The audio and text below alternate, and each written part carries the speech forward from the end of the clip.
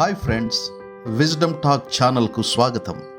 ఇక్కడ motivational, inspirational మరియు పాజిటివిటీని కనుగొనడానికి బైబిల్ యొక్క కాలాతీత జ్ఞానాన్ని మనందరం కలిసి అన్వేషిస్తాం. ఈరోజు లేఖనాల నుండి సారాన్ని గ్రహించి విశ్వాసంతో భయాన్ని ఎలా అధిగమించవచ్చో మాట్లాడబోతున్నాం. భయం అనేది మానవ అనుభవంలో సహజమైన భాగం. మనందరం భయం, ఆందోళనతో కూడిన క్షణాలను ఎప్పుడైనా ఎదుర్కొనే ఉంటాము. కానీ ఈ భయాలను అధిగమించడానికి బైబిల్ మనకు శక్తివంతమైన సాధనాలను అందిస్తుంది. ధైర్యానికి, విశ్వాసానికి ప్రతీక అయిన డేవిడ్ గొలియాతుల కథను పరిశీలిద్దాం.